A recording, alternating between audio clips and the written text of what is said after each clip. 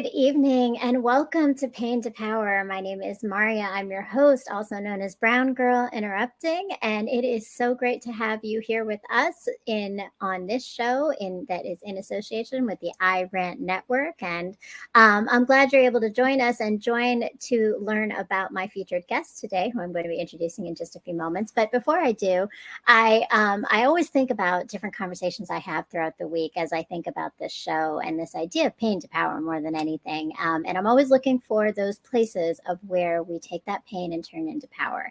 And I was in a conversation, which I'm going to give a shout out to one of my previous guests, Keenan Bishop, with Keenan Bishop this week. And we were talking about work and work-life balance. And he changed my perspective on that narrative with a new language, which is instead of saying work-life balance, we're going to talk about it as the rhythm.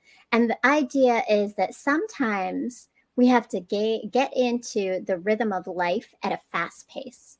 And we just have to keep moving because that's where the rhythm of life is at the moment. And sometimes we have to slow it down and move in that slow and chill and relaxed fashion. And the truth is, as we listen to ourselves and we listen to our bodies, we know what we need when we need it. And so as you're thinking about your journey of pain to power and you're continuing to examine what you need to do to gain your power through the pain and the experiences that you're having, think about that rhythm you're getting into. And with that, I want to introduce this week's guest. I am really excited. She is a plus size model. She is an entrepreneur of the business Beauty Cubed and the author of Glow On Girl. It's my girl, Noel Zephir. Hi, Maria. Thank you. Thanks so much for having me. Thank you for being here. And I mean, really, you are my girl. Like, you're my friend, right? And we know each other personally. I've seen you, glow on girl, right? Like, I've seen you glow and grow and like do so many amazing things since we met, God, but like almost like 10, 12 years ago. So it's been beautiful to see. And so I'm really excited to have you here because I would love to hear your journey of pain to power today. Yes. I'm happy to share. So how are you doing today? I'm jet lagged.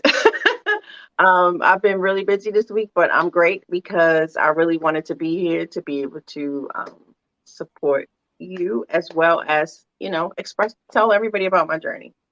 I love it. Thank you. And I mean, and that's it, right? Like, we're all learning from each other. So I appreciate that. And I'm really glad that you're here. So with that, I always start this conversation because I think, everybody takes pain in different ways and turns it into power. And as you have thought about your own journey of experiences that you've had and had to have moments where you've taken pain into power, what does that mean for you? Wow, it's a lot.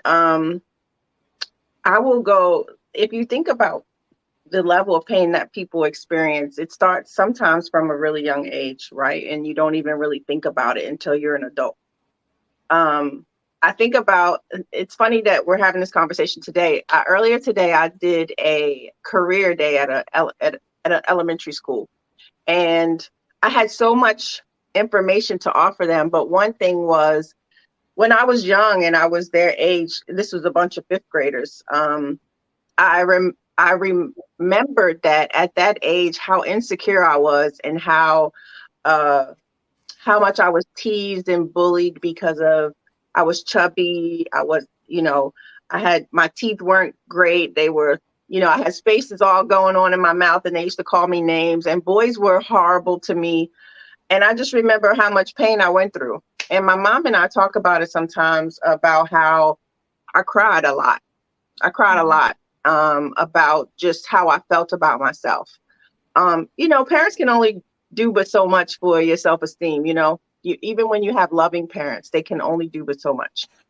And then I fast forward that into my adult life, where, of course, you're looking for acceptance and you're looking for those compliments. And if you don't receive them, you go back and you revert to your younger self and what you did for attention.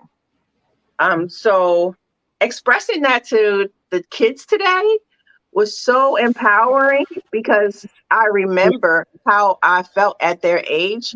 And I was astonished that I was standing in front of them telling my story today, because at Mm. their age, I would have never thought it was possible. So I feel that pain to power situation. You know what I mean? It takes a lot of time. It just takes growth to come from your pain into power. So I would say that's where my journey of pain to power started. I love that. And that's such a beautiful, like, full circle moment, right? You got to be It in front it of really kids is, and like, honestly. and I truly imagine that you're inspiring. You never know which little kids you've inspired in that moment, right? And they're looking at you as that, like, that's what I want to do. That's what I want Right. to be, right? Yeah. Right. Which is a beautiful thing, because I don't think we always realize that about ourselves when we're in a space where other people are telling us the narrative of who we are and our Yeah. worth. I don't think that even when I got there, I knew what I was going to say. But when I looked across the room and I saw, so many different shades of brown and different colors and shapes and sizes, I remembered being a heavy little girl thinking, you don't fit. You don't fit in that model. Like when you open magazines, you're not going to see anybody that looks like you, right? You're Mm-hmm. not going to see anybody your size, your shape, your color, and you're never going to be able to do it. So, and that's a really powerful thing, because then that obviously had impacted you, right? It impacted decisions you made. And I mean, tell me a little bit about just how much that had driven things that you chose not to do and things that you chose to do in your life. Um, I will definitely say that I have always been like a backseat driver in life, in my friendships, and even at work. It was kind of like I wanted to be in the shadow and not in the forefront. You could not pay me to speak in front of a crowd of people or be in the forefront of anything. I was all set to, help you out and come up with ideas and such. But I didn't want to be the one to bring it to the forefront, because I didn't want to be the focus of attention. And I Mm. attribute that to lack of confidence, to be honest. And then even my husband always says I'm an active. I show my love by acts of service. Right. Mm. I don't need to be in the front. I can do the service, and you don't even have to know who did it or what or where. But that makes me feel good. I don't need to be in the front. So with people that are just like outgoing, I'm okay. I've always been okay with being in the back. Like, you go Mm. ahead and you get the light. You go ahead and you go to the front of the line. But now, as I'm an adult, even when I'm on set and people think, how can you be shy if you take pictures all the time and you're doing it? It's a completely different thing, because my headspace is different.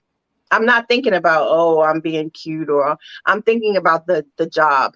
And the focus is what I'm wearing or how I'm selling this product. Like, I'm focused, I'm working, I'm not thinking about what people think I would be thinking about, like, oh, I'm just trying to be pretty. No, I'm here to sell a product, and I'm here to do my job. So again, I'm putting somebody else at the forefront of what's happening at that moment.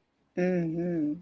Well, that's interesting though, and that's Yeah. I like, and but it makes sense. I think knowing you, right? Like you're not someone who's big and like in big personality, but such a warm heart, right? And such a beautiful energy, and it Thank all you. comes through in the way you engage with everybody around you, and I think it's important that we recognize that we have to have different roles in life. Like not everybody Absolutely. can be the soup, like and not everybody's supposed to be in the limelight. We're some of us, and I totally understand because I think I'm one of those people who I've always wanted to be in the backseat of things, Right. like I'm behind the scenes kind of thing.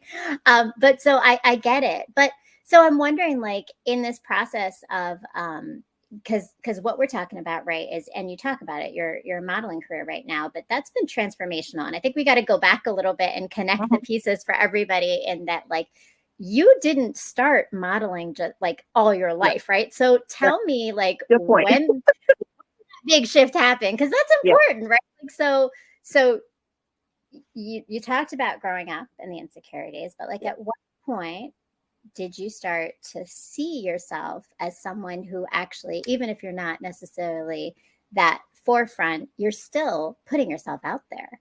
right? Yeah, correct. So I will say this. When I had my first daughter when I was 19 and I was in college, I was determined to finish school, and I finished in 4 years. That was my main priority. And then after that, my main priority was making sure she ate. So dreams weren't something that my family grew up with. My mom was someone who had to start working when she was very young, 15. Uh, and so she always taught me the value of earning money and having a job. Like, it was important. So that's really all I focused on, was not necessarily a career or a dream. It was more about working and being able to take care of my daughter. And that's all there was, you know. Um, and then I got into a relationship that lasted, several years. And the focus there was just kind of taking care of a family. Um, and then after that ended, which also changed my life in many different ways, because that was a lot of pain. It ended in a lot of pain. I met my husband. And one of the first things my husband asked me when we started to date, now mind you, I met him in college, but several years later we reconnected. One of the things he asked me was, what have you always wanted to do in life? And I have a YouTube video, and it starts talking about this right away, because this is where my seed was planted. I said I always wanted to model, and he was the first person I had ever told that to. He was the first person I had ever said it to. But because he was a creative and he was all about dreams and aspirations, and he was just very encouraging, I felt comfortable to share that with him. And he was like, then how come you're not doing it? Like, you're so photogenic, you're beautiful. Now, mind you, it takes more to be a model than just to be beautiful and photogenic. But I also was like, I have kids to feed. Like, I don't have time to be out here chasing dreams and everything. And honestly, he was disappointed. He was disappointed that I had never thought about chasing my dream, and even more disappointed that I didn't want to. I didn't want to because I didn't think I would succeed. I didn't even think it was a possibility. But it also put it in my head, like, how come you haven't tried? Like, what's it going to hurt to try? And when you die, you can say, guess what? I tried to attain that dream and it didn't work out, but I tried. And it took a really long time. It took years for me to be established. But once he said that and I felt it, like, he's right. Why aren't I doing this? I will honestly say, if he had not encouraged me, I can 100% say that I probably never would have tried. Wow. So that seed was really powerful to be planted. Let me tell you, that seed was great. And to this day, like, even I think you and I spoke about how much I've been traveling last week, and this week has been insane. I got back after midnight last night. I got to the school I told you about today that I spoke at, crack of dawn this morning. And when I walk in the house, there's nothing but support. There's nothing like, you haven't been here all week and you're not paying me any attention, or you haven't done this and that. It's, what can I do for you? You've been doing all these things. I support you and I encourage you. And that's what makes it easy to do what I do. And also to have come from not wanting to do this to going 100% hard on everything to actually really be doing this modeling thing. Like, it's crazy that I can even say that this is what I do for a living. That's wild, but and it's beautiful. And I have to say, there's something different, right? When someone supports you, how different that can be to allow you to have the space to just be and do, right? Like, there's a difference there, which is awesome. And it sounds like he's been a great inspiration, which is oh my great. God. Shout out to JP for sure. Listen, JP Zephir, JP's visuals. I mean, he's so supportive. He'll be like, hey, I want to do this video. It's content for you. Like, I won't even be thinking about it. He'll just come to me and be like, oh, I had this idea and I want to do it. Like, there's no better support than somebody that not only encourages you, but gets involved in what you're doing. he'll come with me on a photo shoot in another state just to get behind the scenes so that he can do like videos and give me content. I mean, I will honestly say I've never experienced this type of support or love in my entire life. Mm. It's something that my daughters look to have in relationships and even in their life, to know that it only takes one person to put a seed in your head or just give you the support you need. Like, you don't always need a whole tribe. Sometimes you need just one person. Yeah. Yeah. And that's such a beautiful story. And I have to say, I just have such a soft spot for people who particularly have gone through pain and love and have found that person who really, really sees them, Yeah. values them, and lifts them up. And it's a, you know, a symbiotic thing. Like, you guys do it for each other, and that's a beautiful thing. So when you started in this brand new career, right? What was some of like, what was word of advice you got, like the best advice you got in walking into this brand new career, and who'd you get it from? I'll be honest with you, Maria. I know you want me to say something phenomenal, but I want you to be real. Just be I'll be real. real with you. I had no advice. Really? I had no advice, and I had no real direction. I had no idea what I was doing. When I started trying on this journey, I know that when I went on my first couple castings, I would run into models, and a couple of them, we might exchange numbers or whatever, maybe email addresses. Instagram wasn't really a thing then. So it wasn't like I was following people trying to get information. I legitimately was just winging it. I was winging it, and I was just going through the motions for years. I didn't have any real direction. And I know I keep talking about this video, but I literally speak about all of this in this video. Like, I had no direction. I don't know how I kept going. I just know I just kept taking pictures, and now what do I do with these photos? Like, what do I do with them? Once Instagram came around and I created an Instagram page and I started posting these things, an agency actually reached out to me like, hey, if you're not represented or signed, you know, reach out to me. And even at that moment, and I did that, it still took over a year before I actually got a job. And so I'll say, and I also want to mention, at that point, I was over the age of 40, which is not typical in this industry to come into this industry at that age.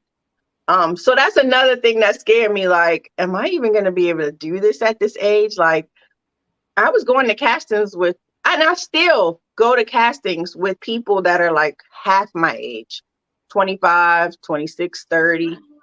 I'm on set with girls that are that young. I'm on set with girls that are younger than my kids. So Wow.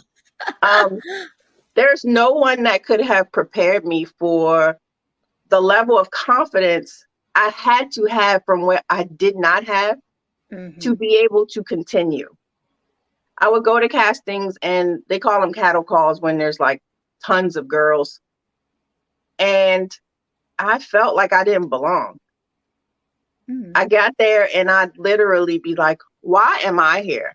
Why did they want to see me? Why did they call me? Look at all these girls. Look at all these tall, skinny, thin, or even plus size girls that are, I know they're half my age. They're probably thinking, what are you doing here? Why are you here? All while they probably don't even have a clue how old I am.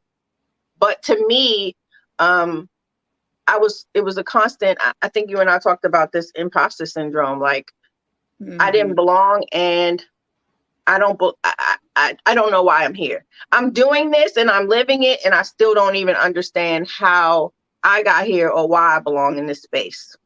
Or maybe I don't. And that's even after I'm getting paid. You know, still I'm feeling this level of, I'm an imposter and I'm pretending, but I'm not pretending. I'm literally living out my dream, and I have to remind myself that I pray a lot, and I am confident that God put me in this position to one, minister to other people to say, hey, this is possible. And also, two, he's like, he's seen what I've been through. Mm-hmm. He's seen my struggle. He's seen me put effort into everything and everyone. And he's saying, now it's your turn. I love And that.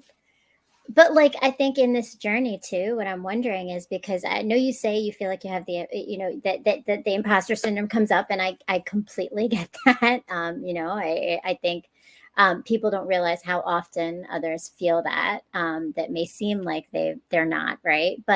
right.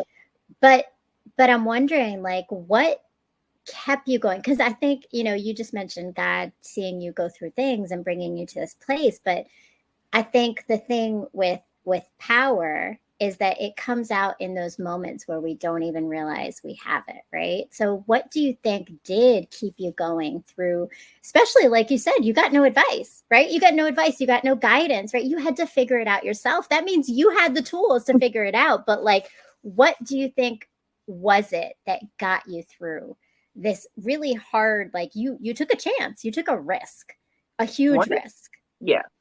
One of the things I'll say, and I don't even think I've ever said this out loud, was one of the reasons that I kept going was because I didn't want to disappoint anybody. I didn't want to disappoint my kids, even though they were a little bit older. They knew what I was trying to do, and I didn't want them to see me give up because it was tough.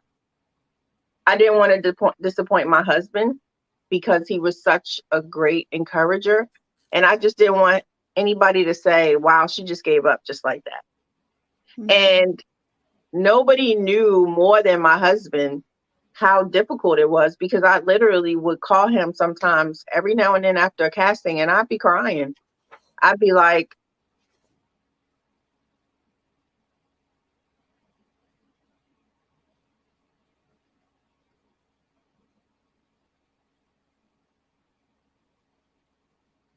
why do I keep doing this?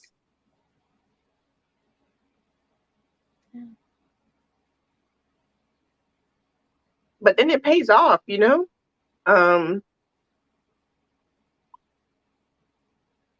pays off when you see yourself and you're like, wow, I did that. And it's not just about other people being proud. It's also about me being proud that I didn't give up. Yeah, you didn't. And so, like, I mean, you definitely didn't, right? And like I said, from when I met you to where I see you now, like these amazing photo shoots and these videos and all the different magazine covers and ads and things that you're covering, like, it's amazing. Like, I'm just so super, like, and not proud, because I don't have a place in it to be proud, but I'm inspired by you. I'm inspired by you, and inspired by that push that you keep going, right? Because it's not easy, and I can hear it in your voice, right? Like, there's these moments where it's not easy. Yeah, it's not. But that's the reality, right? Like, Yeah. I think we have to acknowledge that life is not just because we're trying something new or because it's even meant for us, it doesn't mean it's going to be easy for us. It doesn't, that we have to pull out those strategies, those tools to get through it all. So, and you mentioned your daughters a lot. I'd love to know, like, as they've watched, because I've a daughter. I was like, I have girls. I don't have girls. I have one girl. but there's something different, right? Like, and you and I have talked about this, right? Like, there's such a difference in being a mother and a female, like a woman, to your girls. Like, what have you seen in your relationship, or even like your dynamic with your girls, in this process that you have learned, or that's just come through you going through this process and them watching you go through it? What I think that my daughters have become is fearless. Both of them.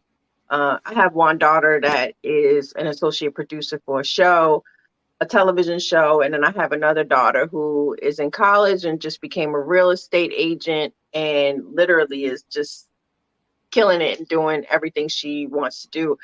And they attribute a lot of their success to watching me and their other parents to just like work hard. And what I've always instilled in them is like, treat people how you want to be treated. Don't give up. And then I'm always here. And so when they're watching me and I'm being fearless, uh, it inspires them to keep going. And one thing that they are is always supportive. Now, the novelty probably has worn off as far as my mom's a model, but they're very supportive in that when I have a booking, they're checking on me. They want to know how I am, how's my shoot going, how was it, or they have questions. It's just like going to a regular everyday job at this point, whereas before it was exciting. Now it's like, this is what my mom does, and they tell people, oh yeah, my mom's a model, like it's no big deal. But I watch them and they're so, like, they inspire me back.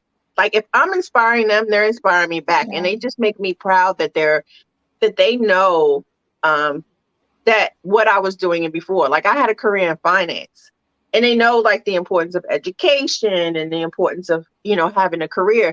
But what I've also instilled in them is to follow their dreams from day one.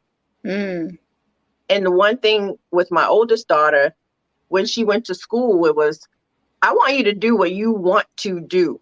What do you love to do? And when she came out of college and she didn't really have a job and she was really trying to find herself, I kept saying, find what you're passionate about. And I will support you. You can live here rent free. I won't force you to do anything. But one thing I will encourage you always to do is follow your dream. And that's exactly what she did. And she always comments on that. Like, you didn't force me to go do something because I had to support myself. I allowed her to find what it was she was passionate about. Because had I been able to do that, no telling what I would have done at a young age.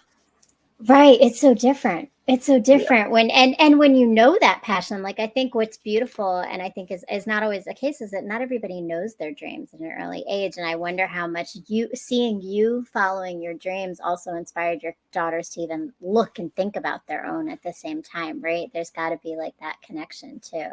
That's awesome. And they are amazing. Like I can say personally, having known and met your girls, like they're amazing, amazing young women. And also inspirational, definitely. So we're going to take a quick break and just check out my writing from my blog, which I don't know if you've checked it out, but I'm a writer and I write a blog. And hi, my name is Maria, but you are soon going to know me as Brown Girl Interrupting. And what I mean by that is that very soon, hopefully, you're going to be following my blog. I am a writer, and I started writing because I was married, I had children, and then my life changed when I separated, and I did a lot of learning and reflecting and growing in that process of change, because change always leads us to that.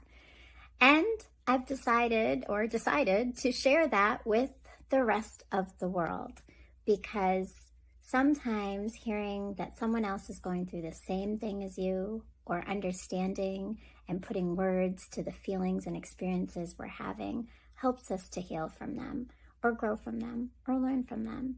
And so that's what my blog is. It's writing about life, healing, relationships, parenting, dating, marriage, pain, love, mistakes, growth,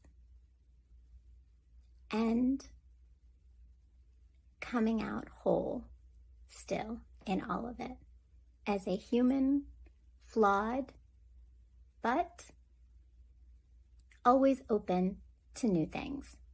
So that's my life, that's my journey, and it's written in this blog. But my hope is that you are going to go to www.browngirlinterrupting.com and join and subscribe to the blog and read all about my story to help you maybe gain some perspective on yours.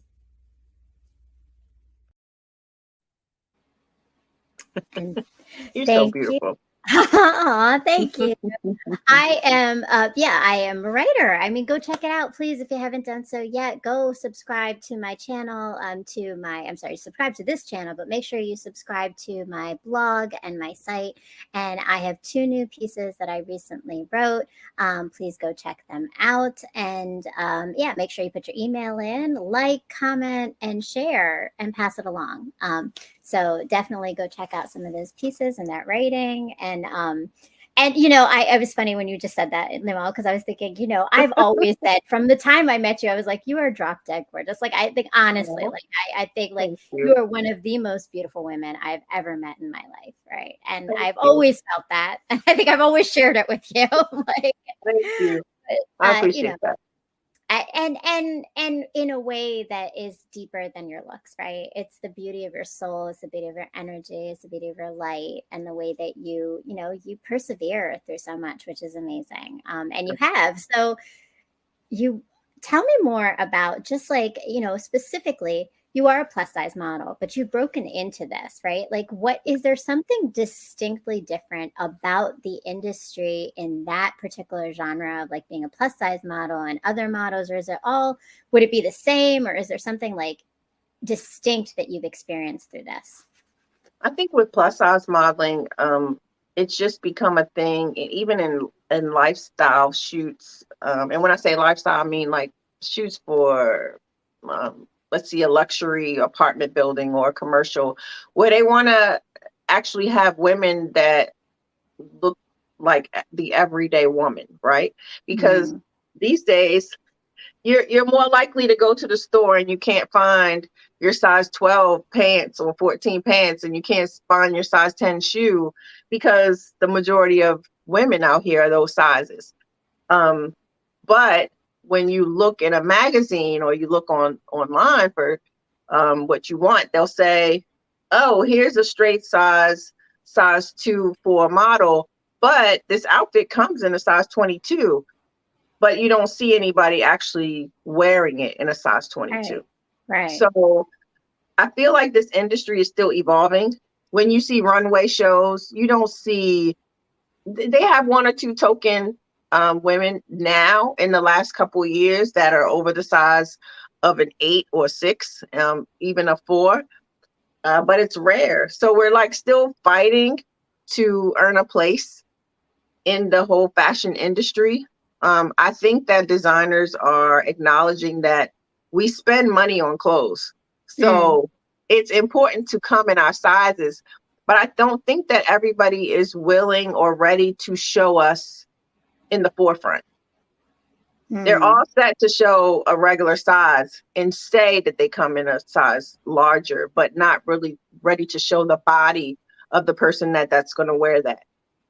So over the last several years, I've seen the industry change a little. So in the meantime, plus size girls, we're all really trying to get the same jobs because they're not as frequent as, let's say, somebody a lot smaller.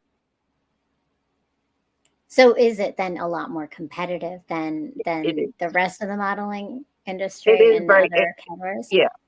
I mean, mostly you're going to know the women that you're working with, you're going to know. You've seen them in castings that you've been on, or you've seen them on sites that you're working for now, because there are not that many spots. And that's the unfortunate part. It's like, you want to say we can all eat, because we can all do the job. It's just a matter of where you fit in, because it's a matter of what one person looks at and says, oh, I'm going to choose this plus girl, I'm going to choose this plus girl, but I have a plethora of smaller girls to choose from. You know what I mean? Right. So it's a little bit more tough because there are less opportunities, and more girls, like, they're coming up, they're young, they're already feeling, and they're already confident, where I wasn't at that age. They're already ready to take on the world, and they just have to find their place to do that. I love it. But and it sounds like there's still growth, but it's made some movement. Hopefully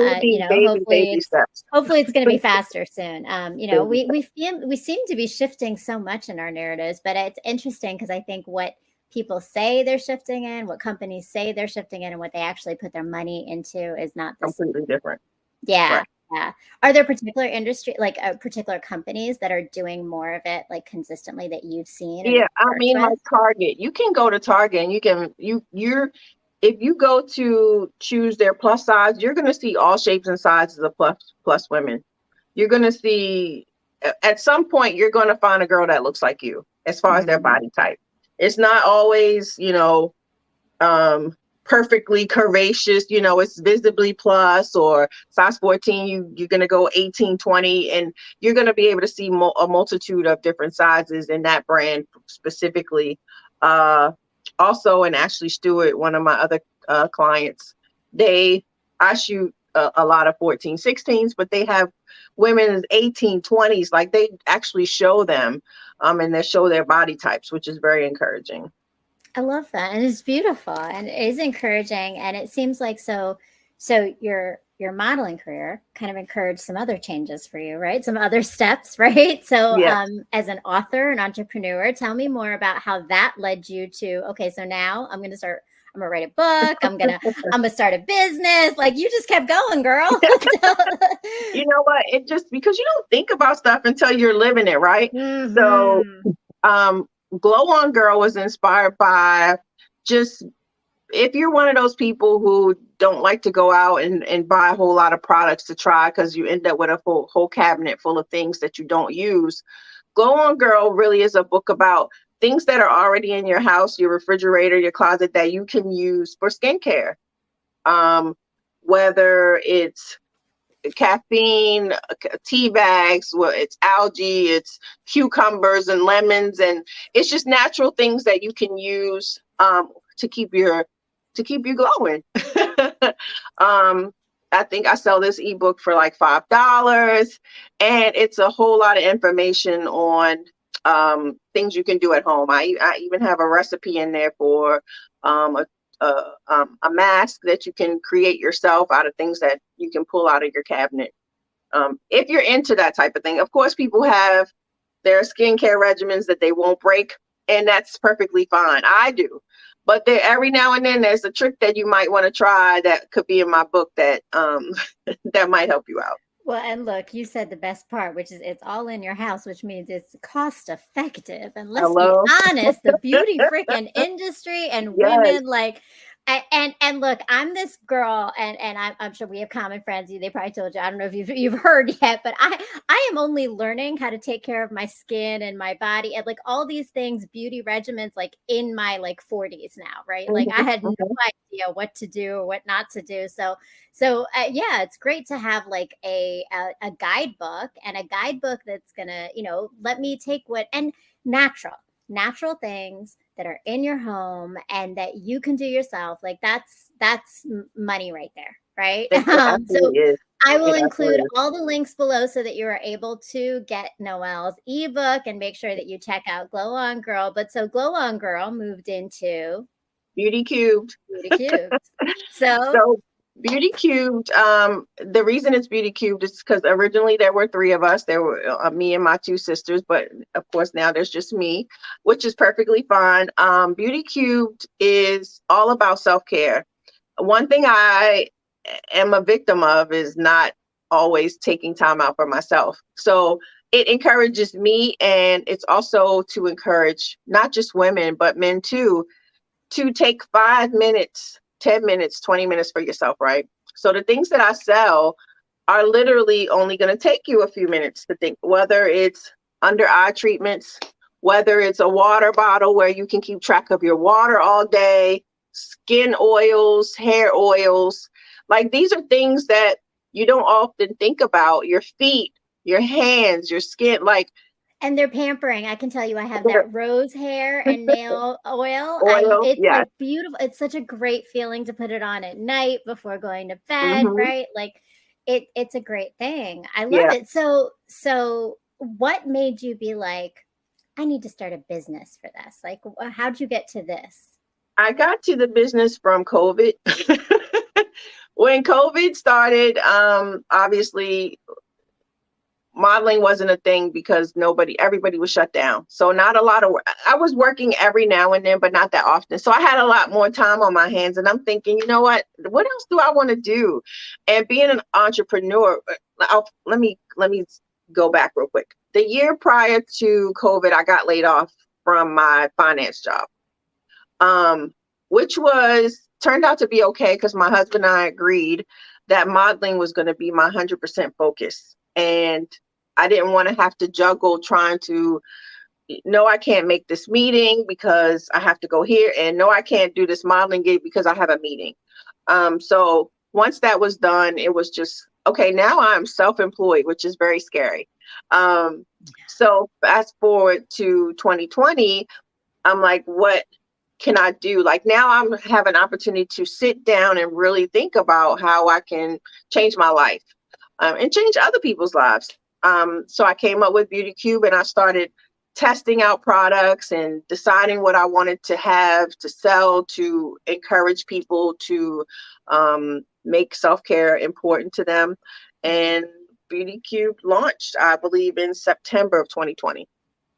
I love that. I love it. So, and in this new venture of being an entrepreneur with a business, right? What have been some of your challenges, and like what have been, again, those parts where like you've had to work through some like kinks of figuring it all out? Yeah, so it's hard to gauge what people want in life. And I guess big businesses are the same way, like what's going to sell, what's not going to sell. And trying to get out of your own way of thinking, what do you want? Because it's not about what I want. It's about what the masses want and what would help other people, not just you. So that's always been a challenge. Now my challenge is juggling modeling and being an entrepreneur. Because a lot of times I'm traveling, and it seems like if I have 2.5 hours on a train, I should be using that on Beauty Cube. But I'm telling you, sometimes I'm exhausted. Yeah. And I don't want to think. But a lot of times I use that time to post, to do research, to figure out what I want to do next. But it's hard because I always say, if I'm not working, I'm working. Like I'm always trying to juggle something. And I feel like Beauty Cubed is the thing that ends up taking the back seat to modeling, because modeling is right now. I have to do that right now. So then Beauty Cube, like I said, gets the short end of the stick. However, it's still important to me that I always try to encourage people to practice self-care. Whether I'm selling, I don't always post about selling. I also post about how to approach self-care and why it's important. I love it. And like a right. Well, oh, I love that. And so in all of this, I mean, you talked about JP and your being an inspiration and your daughters being an inspiration. Who else inspires you when you get to these moments of feeling like, I don't know if I can do this, right? Whether it's with Beauty Cubed, whether it's the next modeling job, whether it's just the balance of, the rhythm, which I said before, right? The rhythm of life, right? Like of being present in the places you need to be present. How do you get through that? And do you have anybody who like is inspiring you in this process? She doesn't model, but my mom inspires me. And I say that because I mentioned this before, when she was young, at maybe the age of 15, she was already working and trying to support herself. She didn't have the luxury of being able to have a dream to follow. Then, she had 3 daughters. She had, she was a housewife. She was also employed full time, and she never had the joy of being able to do whatever it was she wanted to do. Now, mind you, my mom's been in a cosmetic field all my life, and she enjoys being in cosmetics. But I wonder if she had the opportunity that I had, would she had chosen something else? She didn't necessarily have a choice. Now, like I said, she loves it now, but she was pushed into it because it was a thing to do. Also, I'm inspired by her because she was one of the first Black women to work for major Caucasian brands like Elizabeth Arden, Estee Lauder, Clinique, and all those type brands. Mm-hmm. She kind of broke into being able to be a Black woman to sell to white women back in her time, which was a long time ago, which was a really big deal. So she inspires me because she's always been that, she's always been that woman. she's She's gonna doing it. I she's love gonna do what it. she want to do, and she's always encouraged me to keep pushing. Like, she's so proud of me. She'll call me and be like, "What state are you in? Where are you? What are you doing? Are you okay? When are you coming home?" And I'm sure when I first started, she thought it was a hobby. Like, "Oh, that's great. Yeah. When are you going back to work?" But once it became my everyday thing, like, Mhm. she's been super supportive, and I look to her for, you know, um, I want to do this for her and show her that all her hard work is paying off, because I've learned so much about being strong and strength and keep and pushing through. That's awesome. And I mean, what a generation of all of you inspiring women like coming out. Yeah, Like that's awesome. That's an yeah. amazing thing. So, uh, if you were to go back, like we started the show and you were talking about the insecure little girl, Noelle, right, who wasn't seen and wasn't treated well. And if you were to go back and give her some advice on life, what would you say to her now at this point in your life? Stay away from boys that don't appreciate you. Because these them little boys that have you out here doubting yourself. Oh Lord, yes. And they didn't even, they grew up to be idiots anyway. But I would say to myself to that you're beautiful no matter what. And I'll tell you that my mom was very good at letting me know that I was beautiful. Mm. But whether or not I believed it, because we listen to our peers, I'm sure you can attest to this. We listen to our peers more than we listen to our parents. That's how Mhm. we get into stuff that we don't belong in, because we listen to our peers when we were younger. Um, so what my peers said was more important to me than what my mom said. My mom said I was beautiful, but the little boys and girls were laughing at me and saying I wasn't. So that's what I took home. Yeah. And so I would say now to that little girl, your mom was right. Like, listen to her. She knows what she's talking about. Like, I get on the phone with my girls and I let them know that they're beautiful and that they're smart, that they're killing it in life, that my oldest daughter's an amazing mom. I let them know when I think they're doing something that I don't agree with, or whether they listen is a whole nother thing. But the biggest thing that I can do is encourage them and make sure that they're focusing on the positives and not what their peers are saying and what their peers are doing. So I definitely say, stop listening to them little boys. They don't know what they're talking about.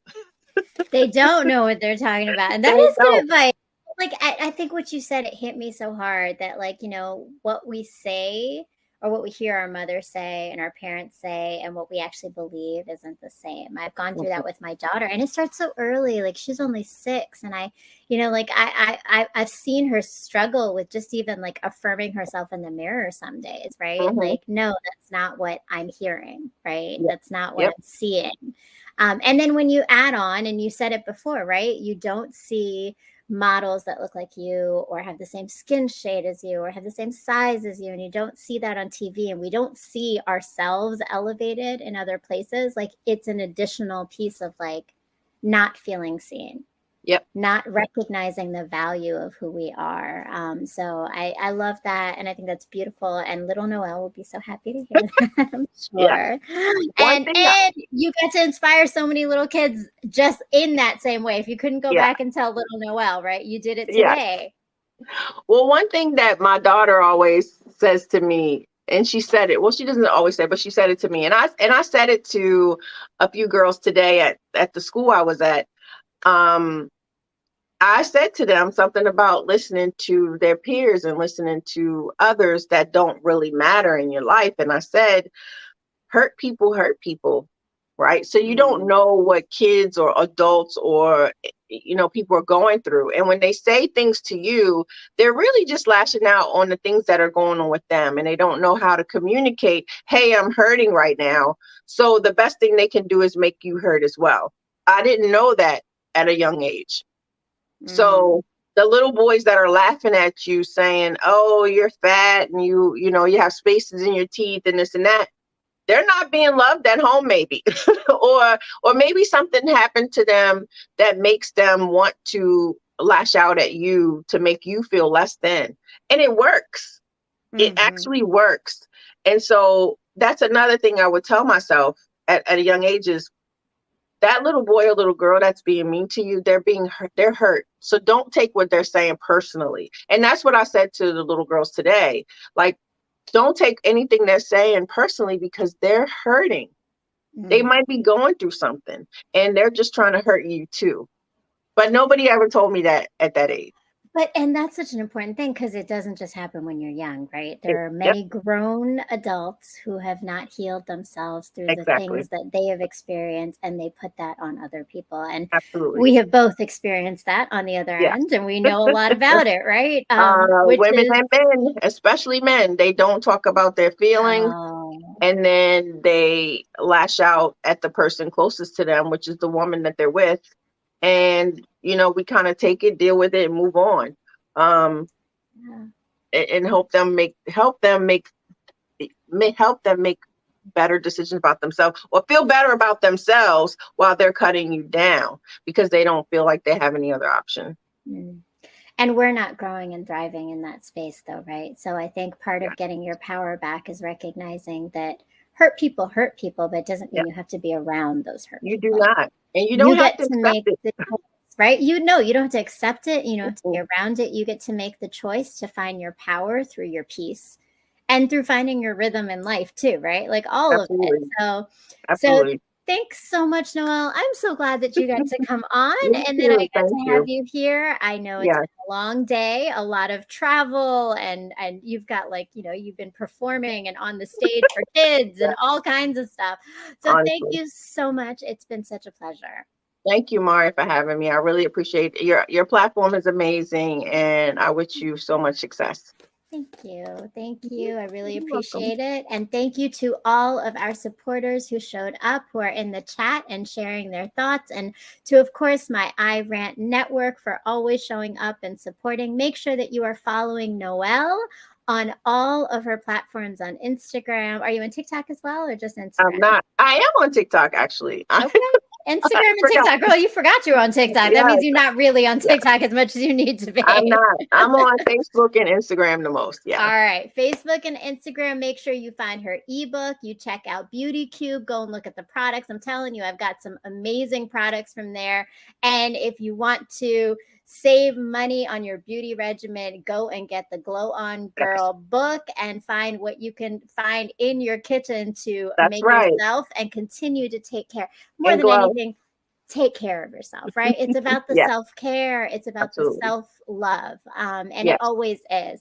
And thank you to everyone for joining us for Pain to Power. Please make sure you tune in next week on April 23rd. I am going to have Janice Stokes, the poet and author, here with us for another conversation on her journey of pain to power. So please make sure you subscribe, hit the bell, like, comment, share, pass it along, and follow both me and Noel. And a big thank you to my amazing producer, Ja Logic, Mr. M. Montaigne, the magic man behind the scene, always, always here. And thank you so much. Have a beautiful night. Peace, love, and light. Thank you.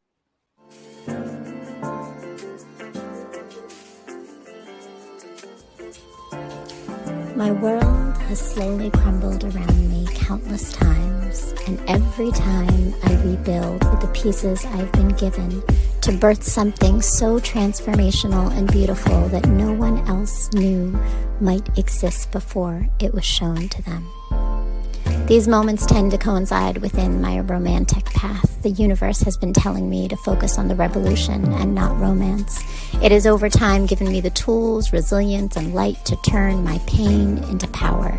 And only now do I see that the key to this always resided in the love and knowing I had in myself, not from the external sources of family or men.